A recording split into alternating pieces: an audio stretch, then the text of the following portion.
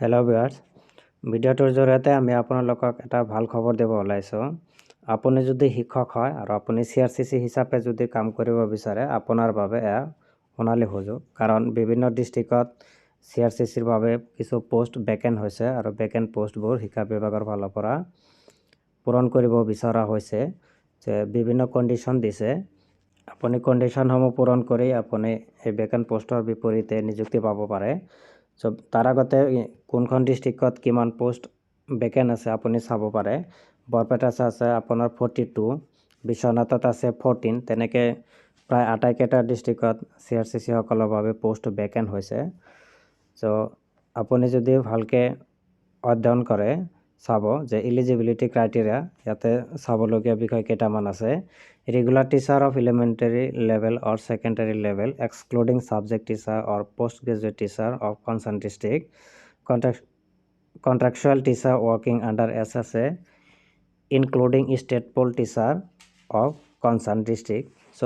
এনেকৈ কেইটামান আছে আপোনাৰ এলিজিবিলিটি ক্ৰাইটেৰিয়া আছে আৰু কিছুমান চৰ্ত আছে। আপুনি ভিডিঅ'টো শেষলৈ চাওক।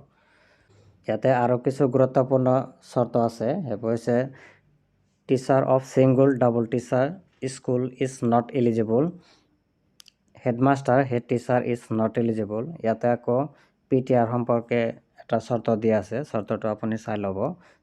এজ লিমিট দিছে maximum age is 45 years age on 1st January 2021। ইয়াত আকৌ দিছে maximum age is 50 years as on 1st January 2021 for the teachers who have already served as CRCC for at least 3 years under SSA Assam সমগ্ৰ শিক্ষা। Next ইয়াতে qualification সম্পৰ্কে কৈছে কিছু কথা।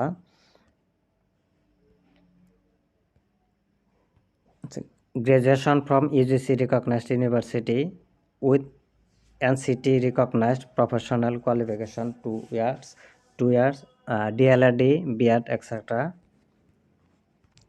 কোৱালিফিকেশ্যনত থকা বিভিন্ন পইণ্টবোৰ আপুনি ভালকৈ চাই ল'ব। ইয়াতে এই পইণ্টটো দিছে computer literate, MS Word, MS Excel, MS PowerPoint, internet browsing etc.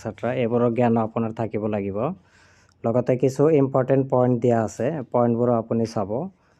পইণ্টবোৰৰ ভিতৰত এইটো পইণ্ট চাব, the candidates will have to apply in written application in specific format.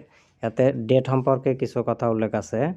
The last date of receipt of application at respective district mission office SSA is 24/12/2021। এইটো আপুনি মনত ৰাখিব আৰু সেই অনুসাৰে আপুনি এপ্লাই কৰিব পাৰে।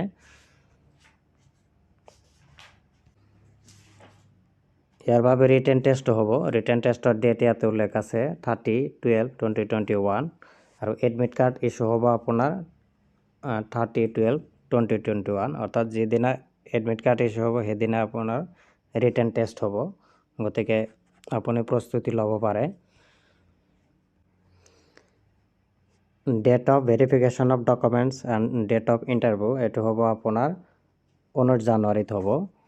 চেলাৰী সম্পৰ্কে ইয়াতে উল্লেখ আছে, আদাৰ এলাউন্সেছ সম্পৰ্কে উল্লেখ আছে। আপুনি এইবোৰ ধুনীয়াকৈ চাই আপুনি এপ্লাই কৰিব পাৰে।